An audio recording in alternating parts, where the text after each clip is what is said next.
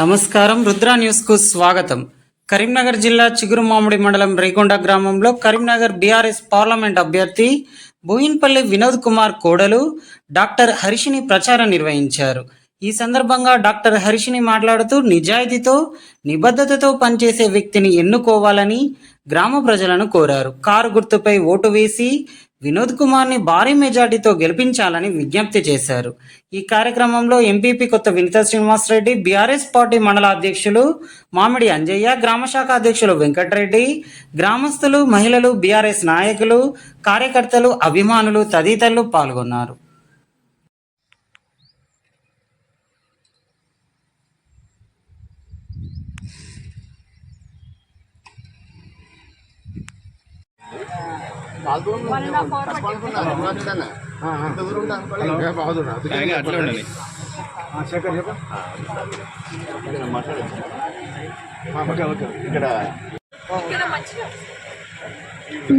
Ready ఉన్నారా?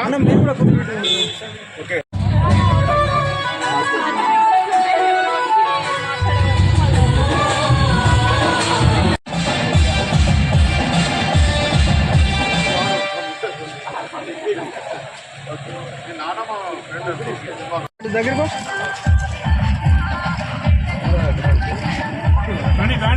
అత్తనా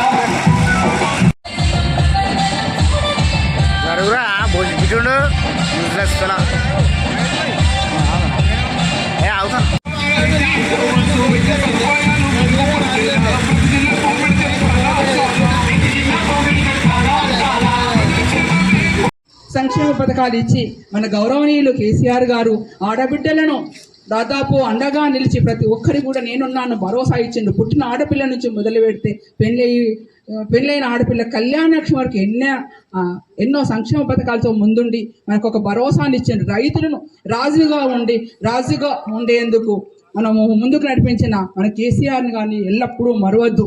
జై కిసాన్ జై జవాన్ అని చెప్పిన ప్రభుత్వాలే ఈరోజు రైతును కింద పడేసి ఒకంత ప్రయత్నం చేస్తుంది. రుణమాఫీ అని ఏదో మాట చెప్పి మైమర్పించి ఓటుతో గెలిచిండ్రు. కానీ అన్ని తప్పుడు వాదన ఈ రోజు తెలిసింది. అదందరూ గుర్తు పెట్టుకొని మనం కాంగ్రెస్ కాదు, మనం ఈ రోజు మన వినోదాన్ని గెలిపించినైతే మన తెలంగాణ వాదం పార్లమెంటులో మనం అందుకు ఎప్పుడూ కూడా మన వాదనకు మరో రూపంగా వినోదాన్ని ఉంటాడని మీ అందరికి కూడా తెలియజేస్తూ మన అందరం కూడా వినోదన్న గెలుపు కోసం పాల్పడాలని కోరుకుంటున్నాం. రేకొండ గ్రామం నుంచి మన గౌరవనీయులు ఎంపీ అభ్యర్థి వినోద్ కుమార్ అన్నకు మద్దతుగా మరి వారి కోడలు డాక్టర్ హర్షిని గారు రేకొండ గ్రామానికి రావడం జరిగింది. వారికి నా హృదయపూర్వక నమస్కారాలు తెలియజేస్తూ మరి ఎంతసేపు కూడా మాతో ప్రచారంలో పాల్గొని వినోదన్న కోసము గెలుపు కోసం పాల్పడిన మా కార్యకర్తలకు, మండలాధ్యక్షునికి, ప్రతి ఒక్కరికి కూడా నేను ఈరోజు ధన్యవాదాలు తెలియజేస్తూ ఇదే విధంగా మనం 13వ తారీఖు వరకు శ్రమించి వినోదన్న గెలుపులో అందరం కూడా పాత్రలు కావాలని కోరుకుంటూ మార్పు అని చెప్పేసి ప్రజలు ఏదో వస్తుంది అని చెప్పేసి కాంగ్రెస్ ప్రభుత్వాన్ని గెలిపించిండ్రు. 100 రోజుల్లో మార్పేదో కళ్ళ నిండా చూసిండ్రు. కరువు కాలము అనేకమైన వాళ్ళు పెట్టుకున్న ఆశలన్నీ అడి ఆశలైపోయినాయి. ఈరోజు మహిళలందరూ గుర్తు తరపున పోటీ చేసే వినోద్ గారిని గెలిపించుకోవాలనే మీ ఆవేదన, మీ ఆకాంక్ష ఏంటో కనబడుతుంది. వినోద్ గారు ఏం చేశారు? మోదీ గారిని తీసుకొచ్చి ఇనాగ్రేషన్ చేయించారు. కరీంనగర్కి మోదీ గారిని తీసుకొచ్చిన ఘనత వినోద్ కుమార్ గారికి ఉంది బీఆర్ఎస్ తరఫున, కానీ బండి సంజయ్ గారు బీజేపీ తరఫు నుండి కూడా తీసుకురాలేకపోయారు.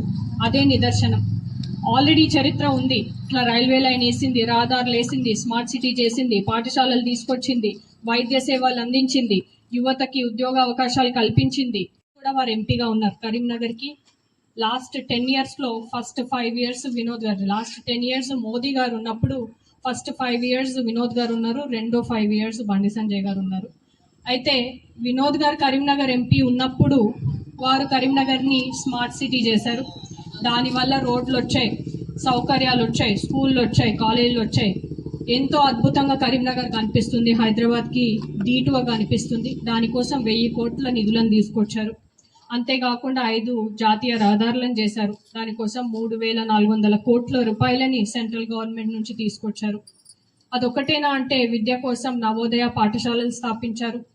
మరియు IIIT, IIT, ఎయిమ్స్ ఇట్లాంటి జాతీయ సంస్థలని కరీంనగర్ కోసం తీసుకురావాలని కొట్లాడారు. దురదృష్టవశాతం లాస్ట్ అది శాంక్షన్ అయ్యే టైంకి వారు ఓడిపోవడం జరిగింది. అయితే వారు అంత గట్టి పునాదులు వేసినప్పటికీ కూడా నెక్స్ట్ వచ్చిన బండి సంజయ్ గారు దాన్ని నెరవేర్చలేకపోయారు.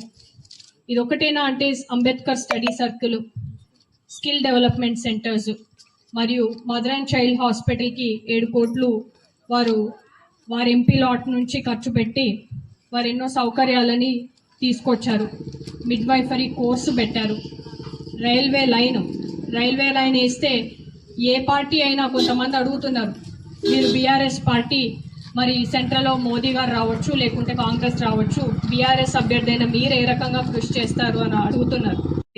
ఎంతో మందికి ఏ పార్టీ మనిషి అని చూడకుండా వచ్చిన వారు, తన ఆఫీస్కి వచ్చిన వారు ఎటువంటి పార్టీకి సంబంధించిన మనిషి అయినా ఎవరైనప్పటికీ కూడా వారి పని అది లీగల్గా, ఎథికల్గా కరెక్ట్ అయితే కనుక వారు చేయడం జరిగింది. సో అద్భుతంగా వారు స్టూడెంట్ స్థాయి నుంచే లీడర్షిప్ క్వాలిటీస్ ఉన్న మనిషి. వారు చదువుకున్నవారు, గొప్ప చదువుకున్నారు. సమస్య ఏదైతుందో దాని మీద పోట్లాడతానంటున్నారు. సెంట్రల్ గవర్నమెంట్ స్కీమ్స్ అన్నిటి నుంచి వచ్చే నిధులని కూడా వారు కరీంనగర్కి వచ్చే వాటిని తీసుకొచ్చి ఇక్కడ డెవలప్మెంట్ చేస్తా అని అంటున్నారు. ఒకటేనా అంటే టెక్స్టైల్ పార్క్, సాఫ్ట్వేర్ కంపెనీలు, వీటిని కూడా కరీంనగర్కి తీసుకొస్తాం, ఇంకా ఉద్యోగాలను పెంచుతాం, విద్య వైద్య సేవలను కూడా పెంచుతామని వారు హామీలు ఇవ్వడం జరిగింది. సో ఇది వారు పర్సనల్గా ఇచ్చిన ఒక పర్సనల్ మేనిఫెస్టో అనుకోండి. ఇవన్నీ పనులు కూడా వారు చేస్తానని చెప్పారంటే ఖచ్చితంగా చేసి తీరుతారు. అయితే కొంతమంది అంటుంటారు వినోద్ గారు నాస్తికులు, వారికి ఏం భక్తి ఉండదు, ఏముండదు, అందుకని భక్తులందరూ నాకు ఓటేయండి అని మరికొందరు లీడర్లు చెప్తుంటారు. ఒక్క విషయం నేను చెప్పదలుచుకున్నా, వారి కుటుంబ సభ్యురాలుగా, వారు ప్రతి పుట్టినరోజు కూడా గుడికే వెళ్తారు. ఏదో గ్రామంలో ఉన్న గుడికి కూడా కాదు, తిరుపతికో శ్రీశైలంకో అత్యంత పవర్ఫుల్ టెంపుల్స్కి వెళ్తూ ఉంటారు. అది కూడా వారి కోసం, వారేమీ మొక్కుకోవడానికి ఏమీ లేదు. అప్పుడు కూడా తెలంగాణ బావు కోసమే మొక్కుకుంటా ఉంటారు. పొద్దున 6 గంటలకు లేస్తే రాత్రి 10 వరకు మా ఇంటి నిండా జనమే ఉంటారు. వచ్చిన ప్రతి ఒక్కరితో ఓపికతో మాట్లాడతారు.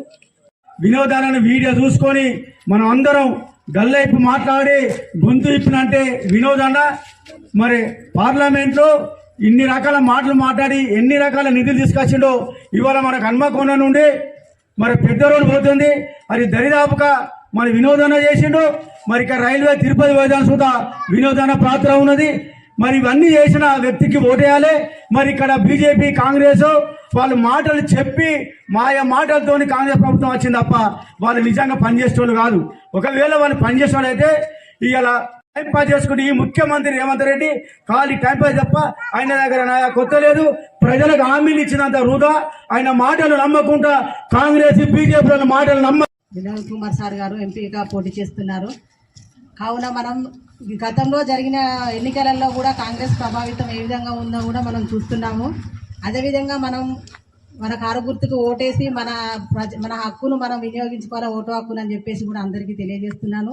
ఏంటంటే మాయ మాటలు చెప్పి మోసం చేసినా కానీ ఇప్పుడు మనకు అన్ని విధాలా తెలిసిపోయింది. కాకపోతే మరోసారి మోసపోకుండా ఉండాలని చెప్పేసి మరొకసారి గుర్తు చేస్తున్నాం. మన వినోద్ అన్న గారు ఎంపీగా పోటీ చేస్తున్న సందర్భంగా వాళ్ళ తోడయ్య గారు, రజిత గారు వచ్చారు. వారు మన రేఖన గ్రామానికి రావడం చాలా సంతోషకరంగా ఉంది. వారికి నా